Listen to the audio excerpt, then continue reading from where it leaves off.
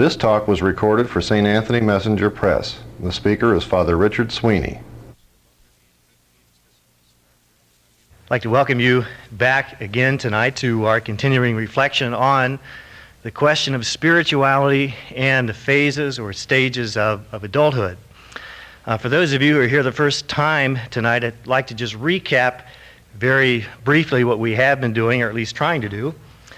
And that is, we've been trying to name, talk about, and describe what I've been calling the spiritual tasks that pertain to different phases of the adult life cycle. And you recall that those spiritual tasks are behavioral tasks, things that we must do in order to move through life well, in order to continue to mature and experience meaning in our lives. And why are we calling those spiritual tasks? Well, primarily because if I do negotiate these tasks well, it will yield in my life some fuller freedom, some fuller wisdom or awareness, and some fuller sense of love or capacity to love, which we have said over and over again are classic signs of the life of the Holy Spirit, blossoming forth in a person's life. So it's for that reason that all the various tasks we've already talked about are, in my judgment, eminently spiritual tasks. Now tonight, we sojourn into the mid-years. We've already talked about the phase of entering adulthood and also the time of early adulthood. Tonight we look at the tasks that are specific to the mid-years, to middle adulthood.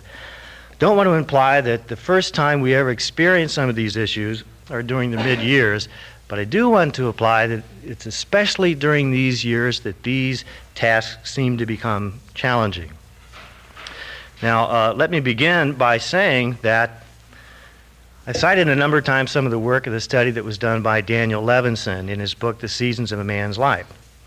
One of the conclusions he comes to in that book is that most of the men that he studied, he says not just some of them, but he says most of the men that he studied experienced a moderate to severe crisis during the mid-years of their life. Now, and some of the research on the lives of women seem to suggest very much the same. A moderate to severe crisis. I think it's important to say right away, though, that by the word crisis, I do not mean catastrophe, even though it might feel that way. What is experienced is really not catastrophe, but to return to the root meaning of the word crisis, it's much more turning point. A time of decision or judgment, which is the meaning of the Greek word for crisis. In other words, the crisis is the experience of a need to turn or change or adjust something in one's life. Therefore, tonight as we look at 6 spiritual tasks of the mid-years, I want to suggest that the theme that stands over these years and is reflected in almost all of the tasks is the theme of making adjustments. Now, you'll notice that I'm situating the mid-years roughly from age 38 to 60. So it gives us lots of years to work on these particular tasks. And obviously, again, the ages are fairly relative. Certainly some persons, some of us, experience wrestling with these tasks earlier than age 38. But roughly speaking, tonight we're talking about those issues that we deal with in these years, 38 to 60. And all of the tasks have something to do with making adjustments. Now, let me mention the first task. The first task of these years is to discover illusions in my life. In other words, it's to experience a certain de-illusionment.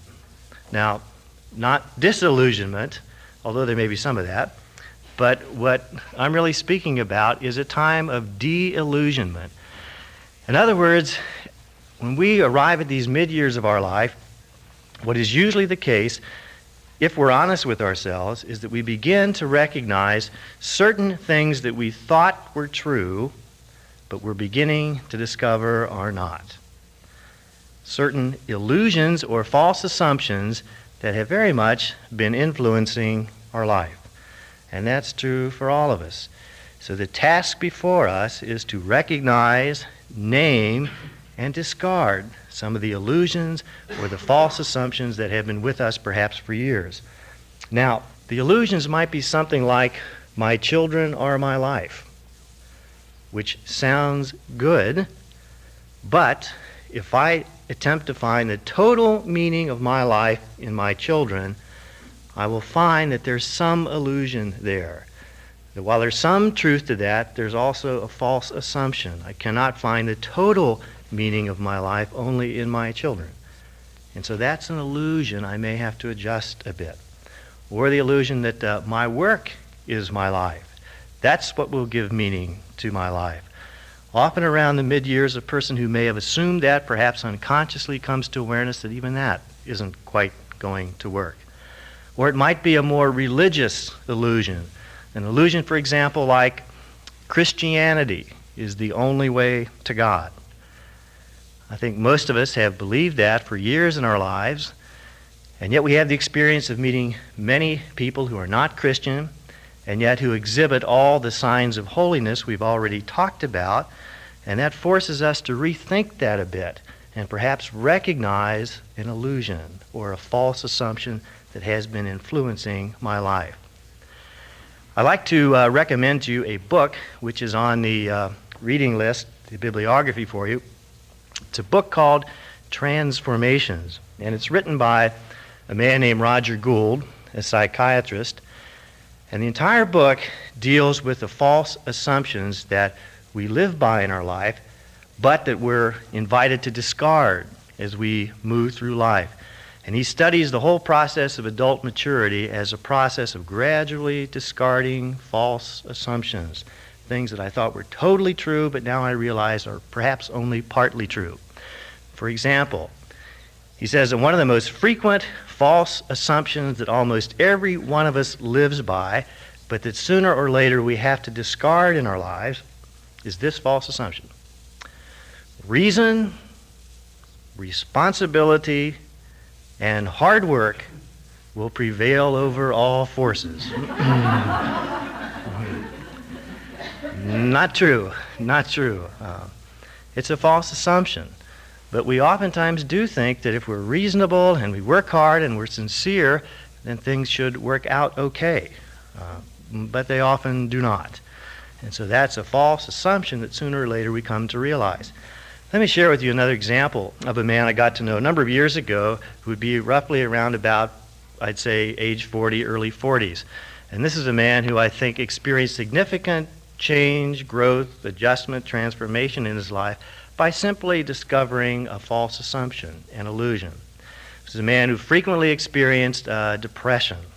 In fact, I remember him once saying to me a number of years ago that sometimes when he would drive home from work at night, he almost felt like pulling his car in front of the traffic coming the other direction. That's depression. So we talked about his depression, and I suggested that he read a book. I've discovered that when you don't know what to say to somebody and you're totally befuddled by what they're saying, give them a book to read. So I suggested that he read a book, and the book's a very popular one I've mentioned before. It's Scott Peck's book, The Road Less Traveled. Now, he opened this book, read the first page, and read 3 words, and they significantly affected his life. And the 3 words he read were these: life is difficult. Life is difficult.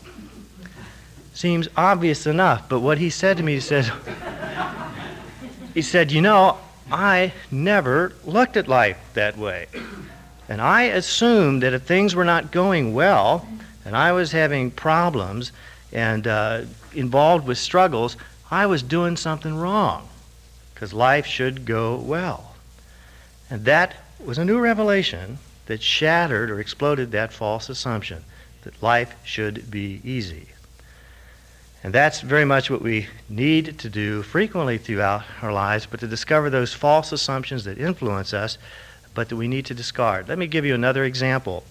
It's an example of a woman I got to know in another part of this country in her late 30s. She was coming to talk about her life and her spiritual journey. She was a very pleasant person, always smiling, and sometimes she would relate very painful experiences in her life, and do so with a smile on her face. Rather curious, to say the least. Now, I remember her frequently using this phrase, God would never want me to hurt anyone. God would never want me to hurt anyone. Sounds good. But what that meant for her was that God would never want me to do or say anything that makes someone else feel unpleasant. And therefore, she never expressed anger. She never expressed disagreement. She was always pleasant because she assumed God would never want me to hurt anyone. A false assumption, an illusion, which very much influenced her behavior. So discovering and naming and discarding that illusion enabled her to be a bit wiser, to see things a bit more as they are, and to respond more effectively to life.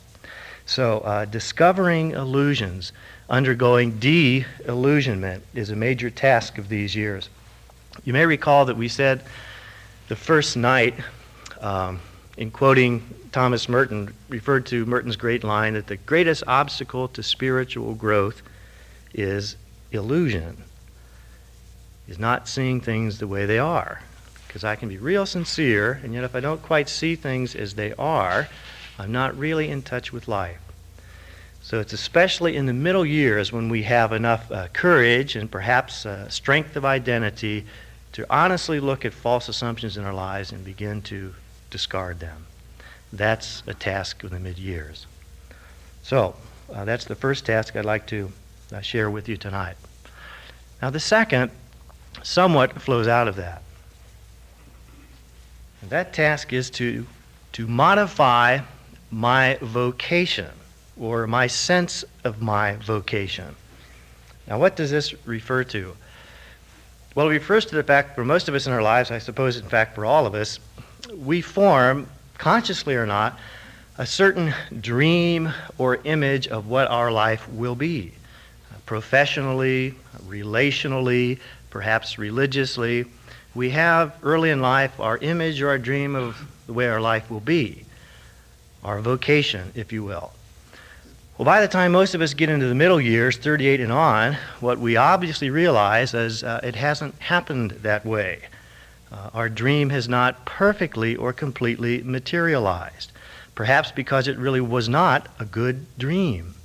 It wasn't a full understanding of how God was moving or calling me in my life. And so in the middle years, we're invited through our own life experience to begin to modify our vocation or our sense of vocation, to adjust our life dream a bit, to make it more realistic. And if we're unable to negotiate this task, then what happens? Well, we go on moving through life feeling that our life has not been what it should have been. In reality, it may be exactly what the Lord is calling it to be, but we've never really modified our own personal dream or our vocation to make it more realistic. Now, I like the way one author puts it very well. He says that by the time everyone reaches the age of 40 or 45, what they really have to say to themselves very honestly is, it looks like I'm not going to make the cover of Time magazine. In other words, I have to kind of discard the grandiose dreams that I may have had, which most of us do have. I'd like to try to specify what modifying vocation might entail even more specifically by mentioning two aspects of that. First of all, oftentimes I think especially for men, but certainly not exclusively so, modifying my vocation means overcoming the tyranny of success. Overcoming the tyranny of success. Finally beginning to get free of the feeling that I need to succeed and that my worth is dependent on how well I succeed, which most of us have, most men and I think most women also, especially those entering the workforce very early. Overcoming the tyranny of success. You may recall the first night, I think I cited the example of a 59-year-old man who, when I asked him the question, if you could ask God for one thing, what would you ask for? And he said, I want to be free. And he went on to say, free of the feeling I have to succeed in everything that I do. That's wrestling with the tyranny of success, feeling that my life is worthwhile only if I succeed. And most of us feel that way. But it's in the mid-years that hopefully we begin to let go of that a bit. I like very much the way G.K. Chesterton puts it. We're all familiar with the old adage that anything worth doing is worth doing well. Well, G.K. Chesterton, in his own inimitable way, once said, anything worth doing is worth doing poorly. Because, if it really is worth doing, then even if I don't do it as well as I would like, or as others would like me to, it's worth doing.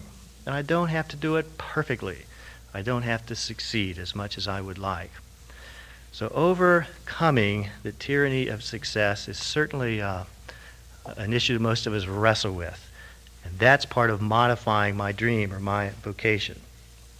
Now, let me mention, if I might, a second aspect of this modifying one's vocation or modifying one's dream that I think we all experience too, and that is recovering lost opportunities in our lives.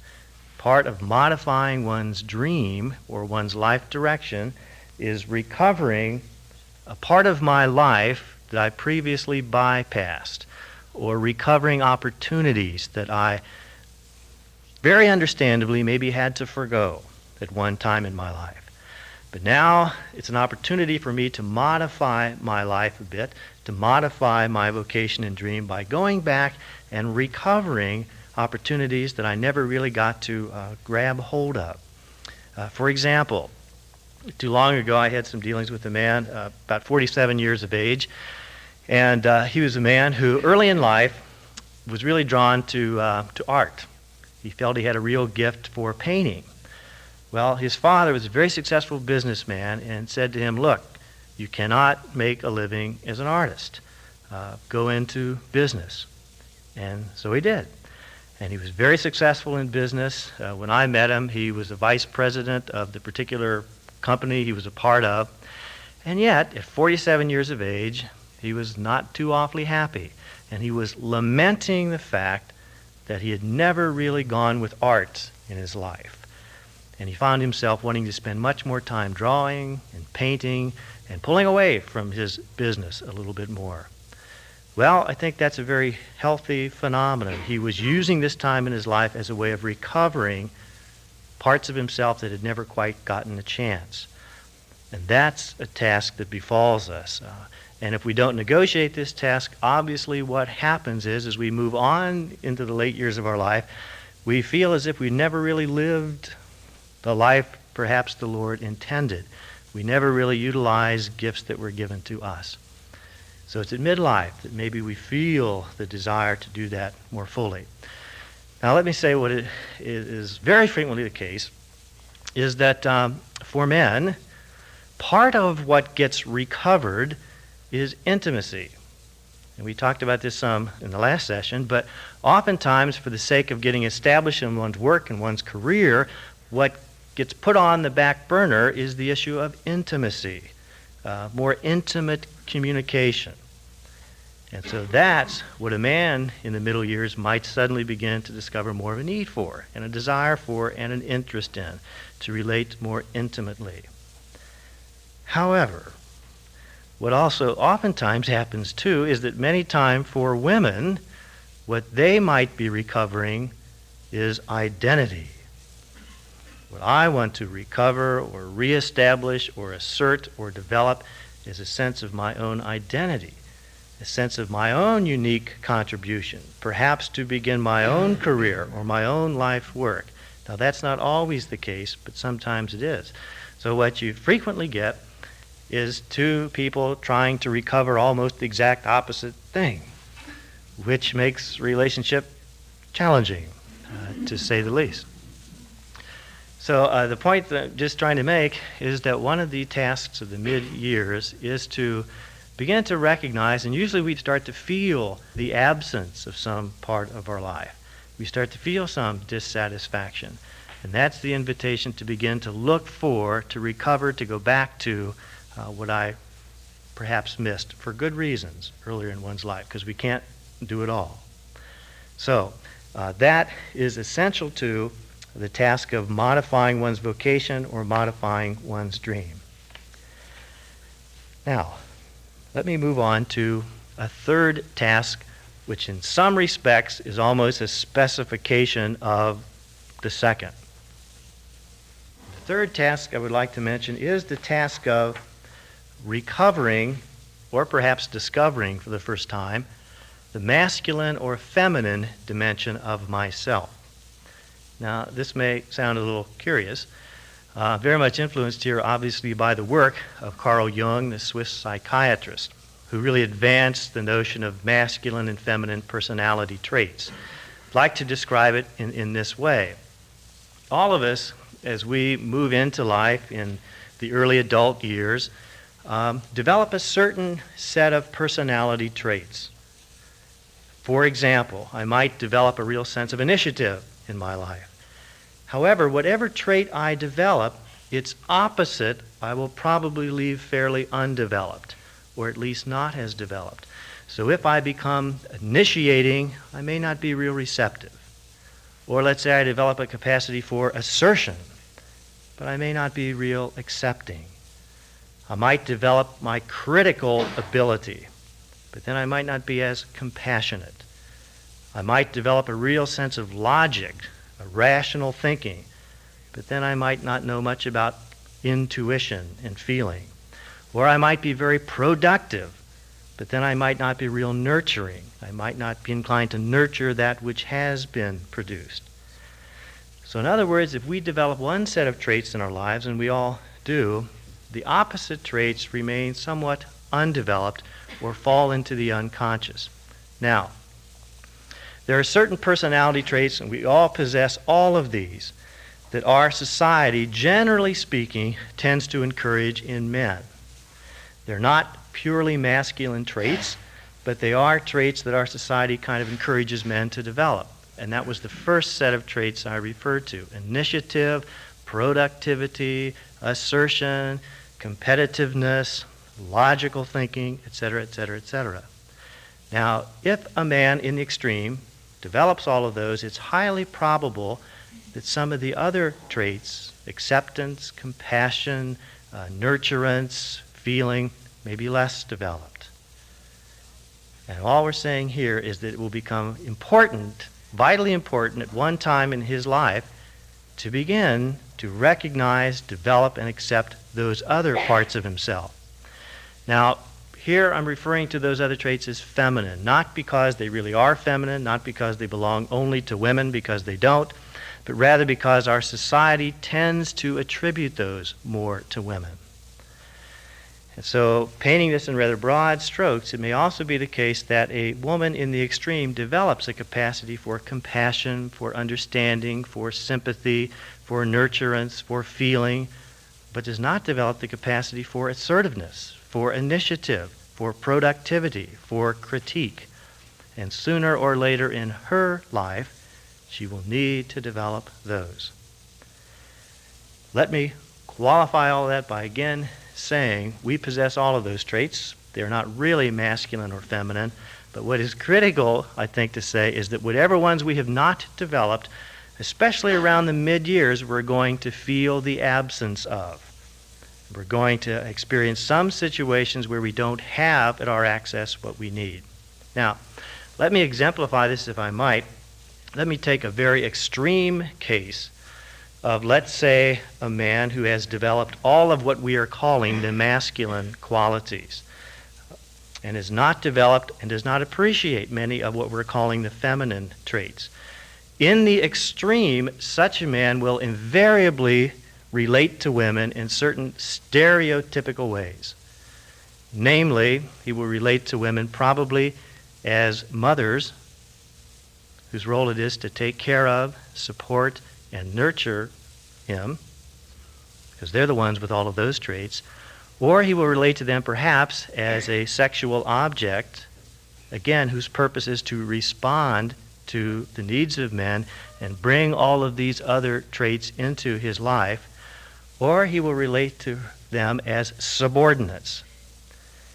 In other words, if I as a man do not appreciate feeling, compassion, sensitivity, and nurturance, I see those as less desirable, then I will automatically look upon as inferior anyone who possesses those.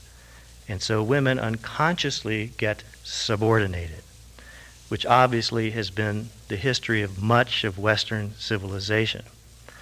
Now, painting this in very broad strokes. On the other hand, let's take the extreme case of a woman who has not developed any of what we're calling masculine traits. She will invariably, in the extreme, relate to men in stereotypical ways, usually relating to them as fathers, and tend, often unconsciously, to give power over to them, to give authority over to them, because they have the initiative, they have the productivity, they are self-confident. And so without even realizing it, there's a tendency to give authority over to them. Or to look at men perhaps as sexual aggressors. And there develops a rather strong fear of men. Largely because a woman has not yet discovered within herself all of those masculine traits which are not really masculine, which will then make her less dependent upon a man. So, all I'm suggesting is that whatever it is that we have not yet brought to consciousness or developed for ourselves, we will need to in the second half of our life. Or we'll discover situations where we simply don't quite know how to respond. You have the example of a man who, in his workplace, for example, looks down on cooperation, sensitivity, listening, understanding, and compassion as weakness, and therefore doesn't want to have anything to do with that, which will create obvious difficulties in working with other folks. So many other examples of that. Let me give you one example, which I probably shouldn't, but I will. It's an example of a priest, a pastor who I'm sure none of you know, who in his particular parish a number of years ago, a woman was elected chairperson of the parish council. Now, this was rather earth-shaking for him at least, and he dealt with that by choosing to relate to, contact, and talk to the vice president, who just happened to be a man.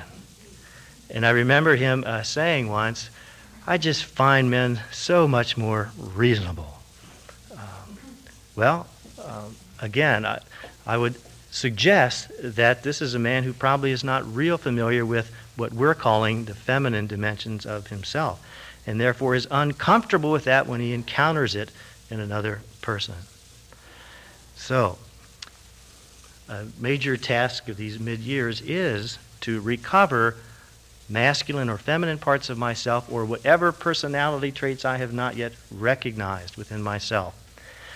What does this have to do with spirituality? Well, you may recall that the first night we said that holiness is wholeness, is becoming as whole or complete as I am able. And that's the root meaning of the word holy. And therefore, to become whole is to recognize, embrace, and bring to their fulfillment whatever traits are available to me, so that I can respond more effectively to whatever situations call me to respond to. Therefore, I think this is a central task of these years.